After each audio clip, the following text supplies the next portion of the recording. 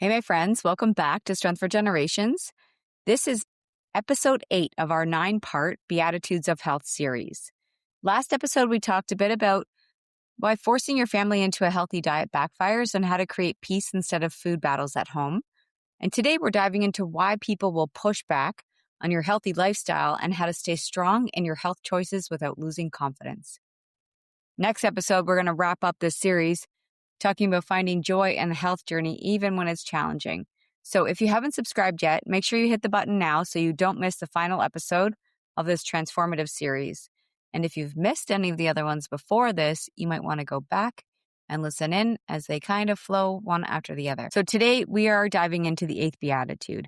Blessed are those who are persecuted because of righteousness, for theirs is the kingdom of heaven. And I'm going to share with you why choosing to honor God with your health decisions will sometimes create pushback, criticism, and even persecution from people around you. So if you've ever felt judged for maybe meal prepping, you're criticized for saying no to the unhealthy foods, or mocked for prioritizing exercise, this episode is going to give you the biblical framework to handle that opposition with grace and confidence. And I'm going to walk you through why people resist others' healthy choices and how to respond in a way that protects your progress while loving people well. Just remember, when you start making different choices, some people will take that as judgment of their choices. And when you start prioritizing your health, some people will be convicted of their own habits.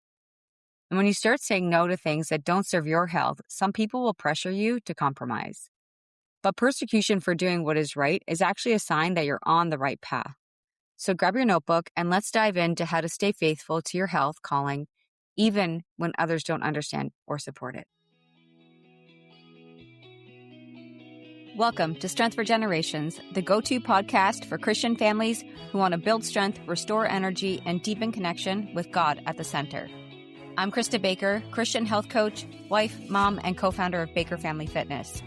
I'm here to help you honor God with your health and bring peace back to the process, to simplify what it means to build strength in your body, renew your mind, and care for your spirit, all without losing precious time with your family. So grab your coffee and your ribeye, and let's do this His way.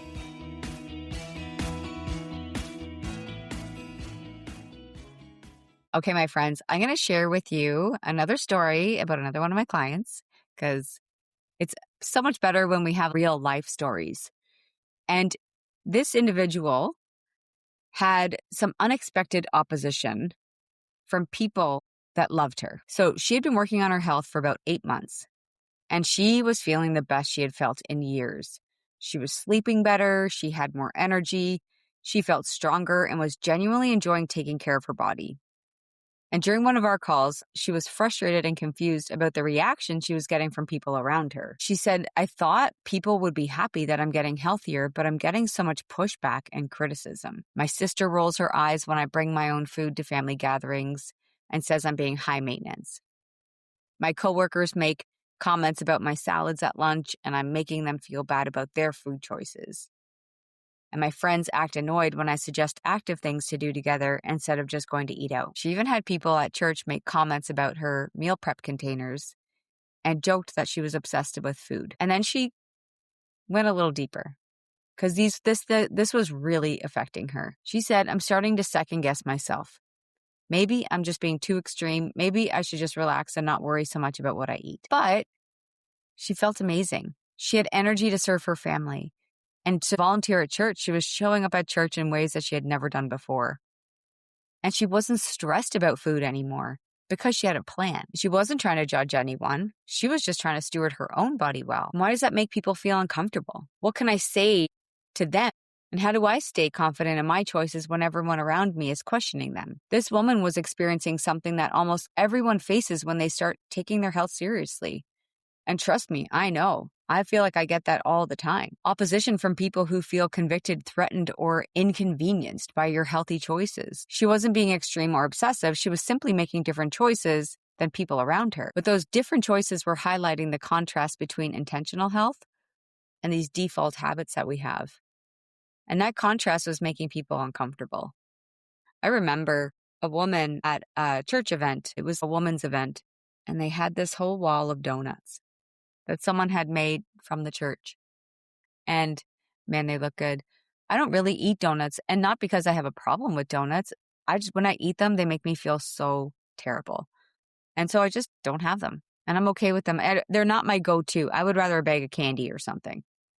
But I remember this woman walking by me, and her and I had had discussions about health before.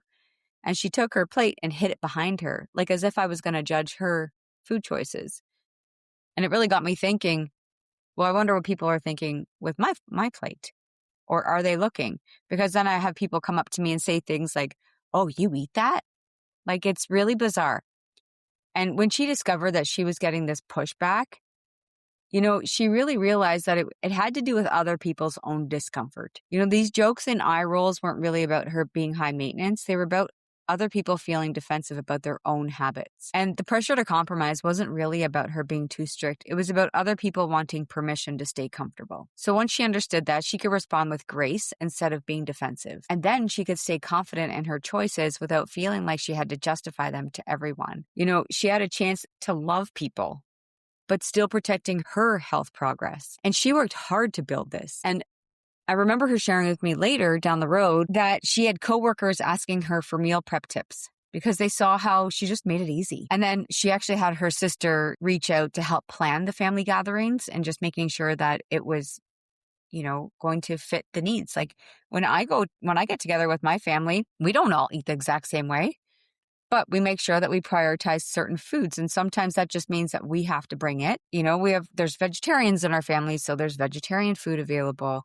And we've got our kind of meat eaters. And then, what are we going to do for appetizers and things like that? So we consider all those things. So one thing I love about this woman is she didn't preach at these people that were making her feel bad. I mean, she shared with me, obviously, multiple times how it was leaving her feeling unwell or unhappy or sad, but she didn't preach at them. And she didn't make them feel bad, but she felt bad.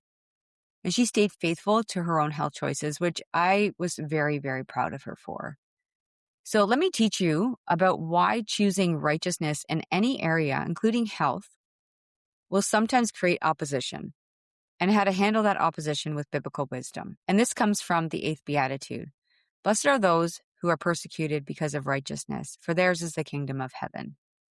Now, the Greek word for persecuted means to be pursued, harassed, or troubled because of your choices. It doesn't always mean like this dramatic persecution. It often means everyday pressure, criticism, and opposition. When Jesus talks about being persecuted for righteousness, he's acknowledging that doing what's right will sometimes put you at odds with the people around you.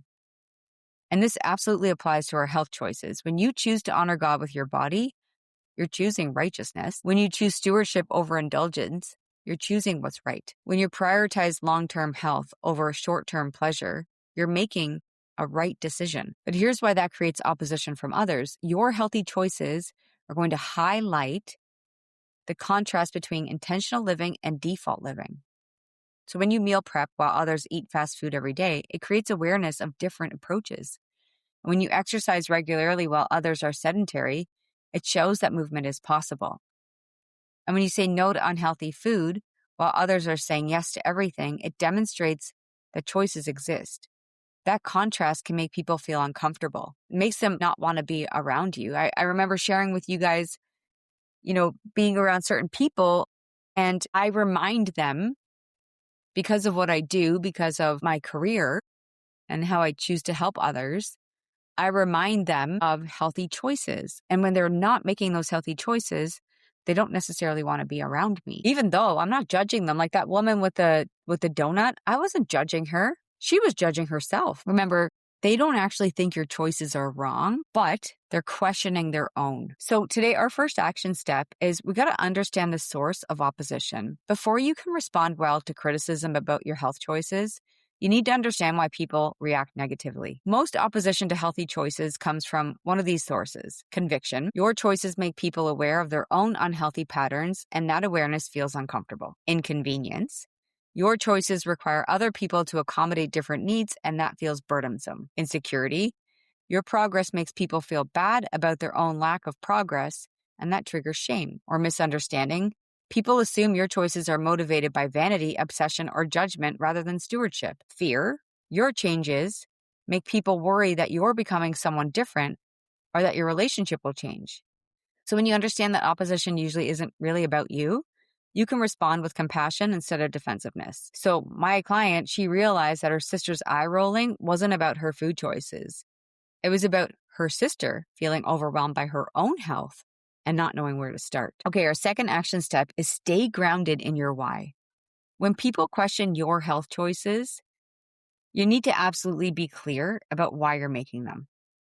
If your why is rooted in righteousness and stewardship, you can stay confident even when others don't understand. So write down your biblical reasons for pursuing health. I want to honor God with my body because it's His temple. I want to have energy to serve my family and community well. I want to model good stewardship for my children. I want to be faithful with the body God has given me. I want to feel strong and capable for the work God has called me to do.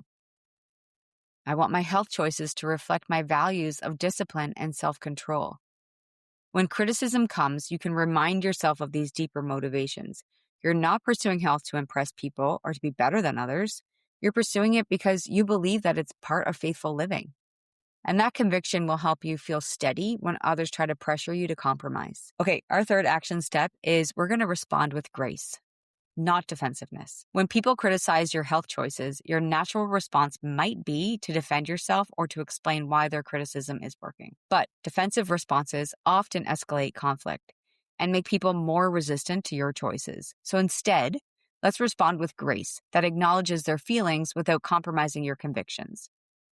So if someone says something like you're being high maintenance about food, you might say, I understand this feels like extra work. I'm happy to handle my own food needs so it's not a burden to anyone. Like, that's what I say. I'm like, I'll just bring my own. I'm good. If someone says, you're making me feel bad for my choices, you might say, well, that's not my intention at all. I'm just trying to take good care of myself, and your choices are yours to make. If someone pressures you to eat something you'd rather not eat, maybe say something like this. Thank you for thinking of me. I'm going to pass, but I hope you enjoy it. If someone jokes about your meal prep or your exercise routine, what if we say something like this? It works well for me and helps me feel my best. These responses acknowledge the other person without defending your choices or attacking theirs. And I'll be honest with you, I mean, there's times I got to bite my tongue, like really hard. And I truly am working my hardest to not be judgmental. I do struggle with that at times in certain scenarios, like when people are surprised by, getting a report from the doctor that isn't really going in their favor. And I'm like, but you haven't been taking care of yourself for 20 years. Like, are we really that surprised? And I try not to, come from a place of judgment. I want to come from a place of love. And it's hard when people kind of, poke at me and I'm like, take a good look in your own mirror, So it's good advice for all of us. Our fourth action step, we're going to set boundaries without explanation. One of our biggest mistakes people make when facing opposition is feeling that they need to justify their healthy choices to everyone. You don't owe anyone an explanation for taking care of yourself. You don't got to say like, oh, I'm going to have this because of this, da, da, da, da. You can just set your boundaries around your health choices and you don't got to prove anything to anyone. My kids will say, oh, do you want some of this? And instead of saying, oh, no, I can't have that, I'll just say, no, I'm choosing not to have that right now, but thanks. Or I have plans to exercise this evening, so I can't stay late. I'm more of I'm going to bed and it's time for you to leave because I get up early. And people make fun all the time. And I'm like, listen, 5 a.m. comes real quick and I like my time with the Lord and I'm not rushing that. And then I've got to get through all the other things that I know are going to come throwing my way, right? Even trying to get you to have a drink. No, I'm just going to stick with water right now. Or, that doesn't work for my health goals right now, but thank you. Simple, clear statements that don't invite debate or require explanation. The more you explain and justify, the more you invite people to argue with your choices. The clearer and simpler your boundaries are, the easier they are for people to accept. Okay, our fifth action step, we're going to find your tribe. It's so important to have people in our lives that actually understand and do this. Like, I'm not saying everyone will, because that isn't the case. I know that, but I just know how much easier it is when we have people that really understand the choices that we're making. So we're going to intentionally surround yourself with people who understand and support your health choices. We're going to find friends that prioritize taking care of their bodies. We just had a dinner with another couple and it was so easy because we're like, yep, okay, I got the protein. Yep, got this, got that. Okay, the kids are going to have this and we'll have a little bit of that and we're good. It was so easy. Maybe we really focus on connecting with other believers who see health as stewardship or join communities where healthy choices are normal and encouraged. I've said to my husband many times, I'm like, there's got to be a better country for us to move to, because Canada, we are unhealthy. North America, we are very, very unhealthy people. 70% of our population is overweight or obese. And I'm not making fun of people that are overweight. What I'm saying is we're not well. We are not stewarding our bodies well. We are very unhealthy. And so, every time I walk by 3 people, 2 of them are unwell. And the other person is like, okay, this feels a little bit more normal. I feel like I can be myself and not be judged. It doesn't mean you have to avoid people who don't share your health values. You got to make sure that you do have enough support to stay strong when you face the opposition. Our 6th action step is let your results speak. Sometimes the best response to criticism is simply to continue living well and let the results of your choices speak for themselves. When people see that your health choices are giving you more energy, better mood, increased strength, greater capacity to serve others, the criticism often turns to curiosity. So when they see you're not stressed, obsessed, or depriving yourself, but actually enjoying your health journey, their resistance may soften. And that is leading others to better choices, just like we want to lead people to Christ. We don't want to be in their face about it, but we're going to start acting a little bit more like him, and then people might want to learn a little bit more about him. And I think that same thing goes for our health journey. Our 7th action step is we're going to actually pray for those who oppose you. This is the most important step, and it's directly from Jesus' teaching about handling persecution. In Matthew 5:44, Jesus says to pray for those who persecute you. When people criticize you for your health choices, your first response should be to pray for them. Pray for their own health and well-being. Pray for their understanding of stewardship. Pray for their freedom from whatever is driving their opposition. Pray for opportunities to love them well despite their criticism. Pray for wisdom to know how to respond to them. This keeps your heart soft and your motives pure. It prevents bitterness from taking root when people don't support your choices. And it also reminds you that your goal isn't to win arguments, but to love people well while staying faithful to your calling. Now, if you're ready to build unshakable confidence in your health choices and learn how to handle opposition with grace, I'm going to invite you again to join the Move Mountains Method free 5-day training. And it includes all things wellness when it comes to handing this whole journey over to the Lord. And I've made it so simple that you guys can really, really find a good starting place with some tangible, tactical tools, a workbook that comes alongside it, and really learning how to actually set these boundaries. So it's 5 days of building the spiritual and emotional resilience you need to stay faithful to your health calling. So head over to bakerfamilyfitness.com/movemountains and you can sign up there for free. Our last final episode, we are going to be talking about how to maintain hope and celebration throughout your health journey, especially during the difficult seasons. Really diving into finding joy in the process and celebrating the goodness of God even in the struggle. But for now, I want you to think about one area where you've been feeling pressure to compromise your health choices. I want you to pray for anyone who's been critical of your health choices. Pray for their health, their understanding, and their freedom from whatever is driving their opposition. Let me close this in prayer. Father, thank you for calling us to righteousness in every area of our lives, including how we care for our bodies. Help us to stay faithful to that calling even when others don't understand or support our choices. Give us grace to respond to criticism with love rather than defensiveness. Help us to set healthy boundaries without becoming prideful or judgmental. Surround us with people who encourage our commitment to stewardship and faithful living. When we face opposition for doing what's right, remind us that our rewards come from you, not from people's approval. Help us to pray for those who criticize us and to love them well even when they don't support us. Use our faithful stewardship, even in the face of opposition, to reflect your character and draw others to you. Keep our hearts humble and our motivations pure as we seek to honor you with our bodies. In Jesus' name, amen. Okay, you know what to do. Keep building strength for generations. Thanks for tuning in to Strength for Generations. If this podcast encouraged you, it would be a blessing if you took a quick minute to leave a 5-star review. It helps more families hear this message and find hope for their health and faith journey. It lights me up to know this podcast is helping you. And if you feel led to share this episode, text it to a friend, post it to your stories, or send it to someone on your heart. God might use it to encourage someone who really needs it today. And don't forget to eat steaks, lift weights, love Jesus, and keep doing it His way.